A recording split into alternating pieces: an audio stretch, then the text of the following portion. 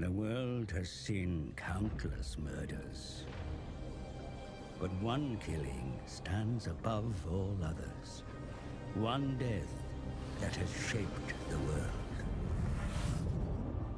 Malekith, son of Aenarion, was betrayed. The Elven princes crowned Bel-Shannar as the second Phoenix King. Sir Malekith brooded and poured his hate into a single cup.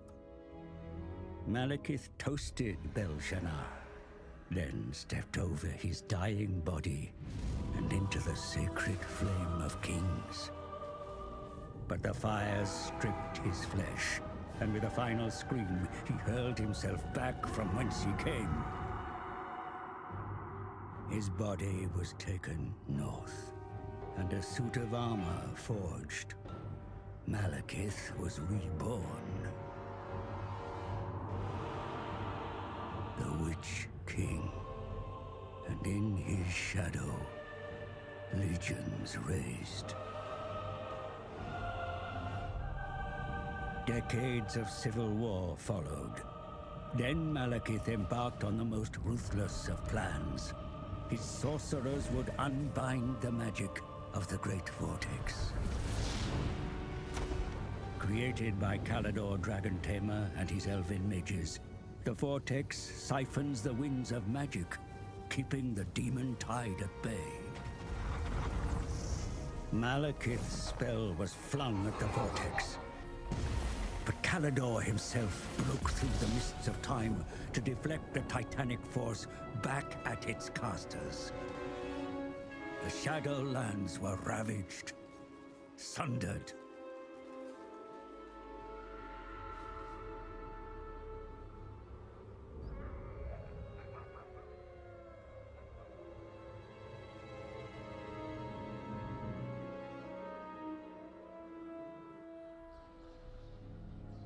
You live. You die. You live. You die. Servants, you amuse me. The dragon with two tails hangs in the sky, and you indulge in petty games. You summoned me, Your Highness. You bring this witch here. She is well versed in lore and prophecies. She will betray you, my son, as all have done. She is indebted to me. I have her soul.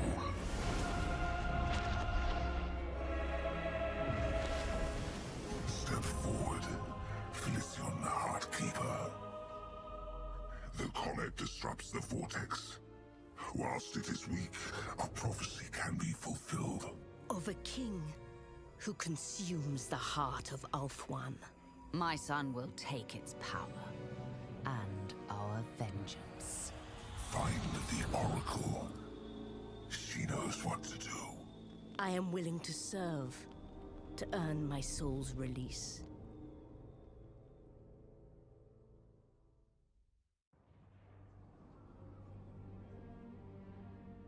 The ritual cast, and magic bound within the scrolls of Hecate was unleashed, lighting the dark skies of Nagaroth. The sorceress Felicion was joined by a murderer, one that hunted in the shadows.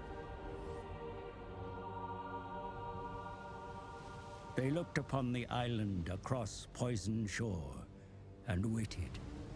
Approaching the island was all but impossible.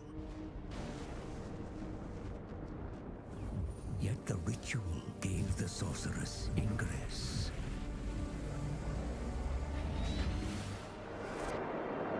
Felicion bargained with the Oracle. In exchange for her freedom, the Medusa bade the sorceress to look in the mirror.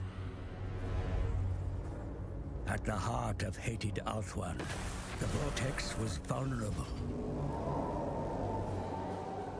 If the Witch King wished to step into the Maelstrom and bathe in its power, then his body would need to be ready.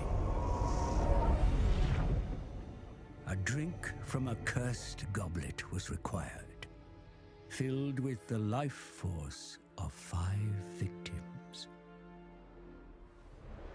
The rituals would reveal the prey that the sorceress and her assassin must hunt. An irony that the Oracle was blind to her own fate.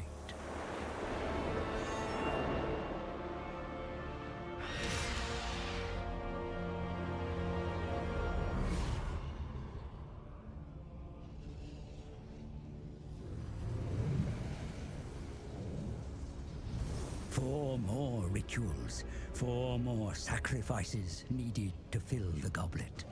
Then the Witch King may drink and be ready to enter the Vortex. More of Hecate's scrolls must be found.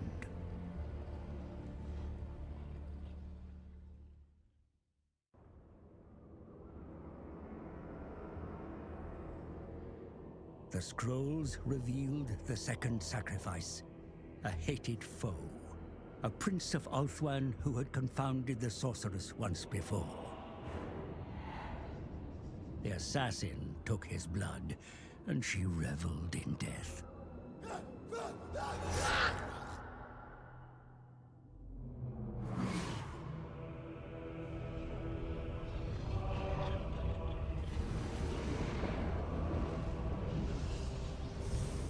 The chalice begins to fill. But more of Hecate's scrolls are needed to find the next sacrifice.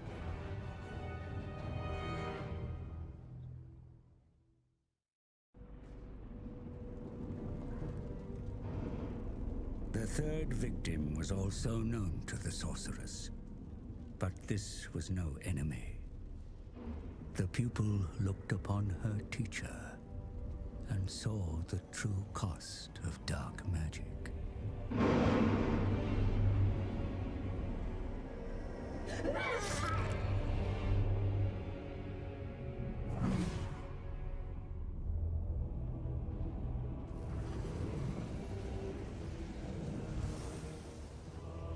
Success breeds expectation, and the Witch King demands. Especially when there are others who incite their own rituals of possession over the Vortex.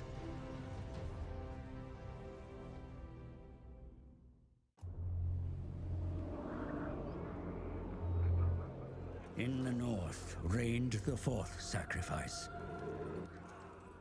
One close to the cold heart of the sorceress. A warrior, an enslaver, a warlord, a lover. Not that her beauty was spared the assassin's blade.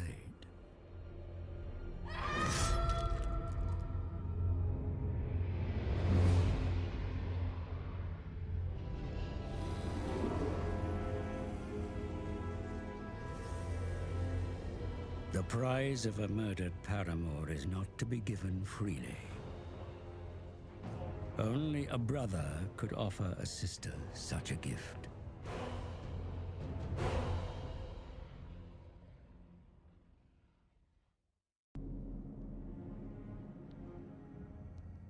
The fifth and final sacrifice was closest to the sorceress, both in bond and vicinity. She named him brother. She named him Shadowblade. But he was not the victim. He never was.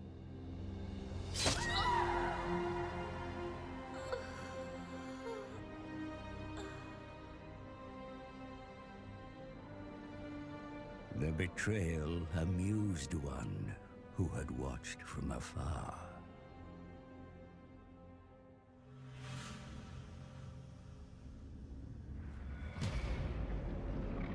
The fabric of reality was torn.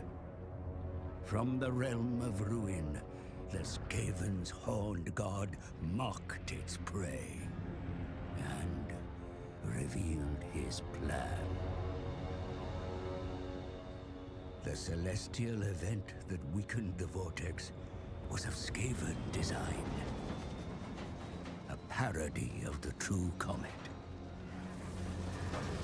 The Council of 13, the Rat Men's highest authority, were architects of this grand manipulation.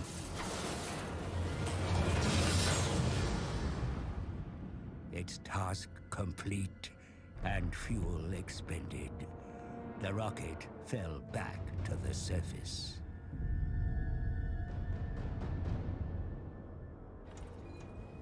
When the wreckage was discovered, its purpose remained unclear until now.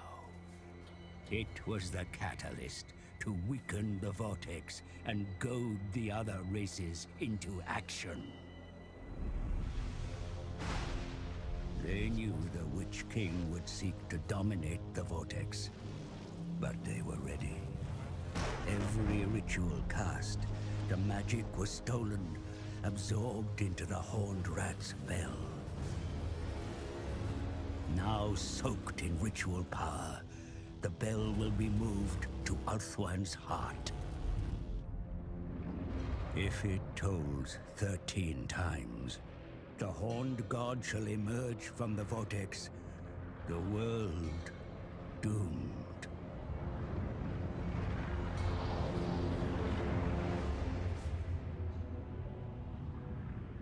While other races focused on controlling the Vortex, the Rat Men have been using a cursed bell to steal their ritual magic. There's no time for a murderer to grieve his sister.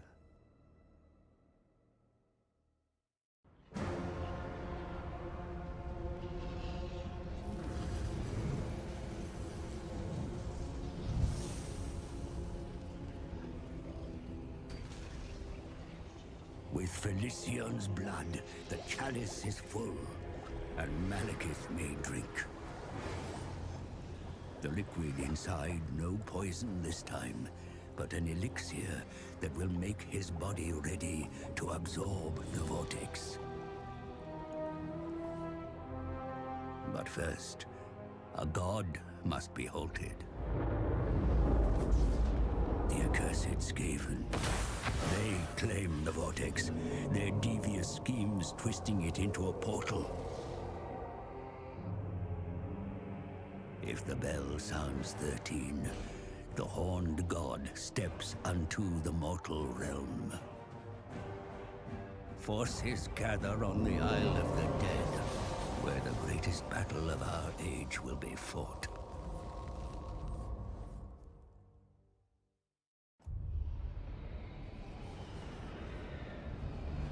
A Horned God banished, vermin purged from the island's shores. The Witch King has the prize. Ulthuan and its Vortex are mine. My son has his revenge. And so the Vortex is ready to receive its Dark Elf Master. A new era begins.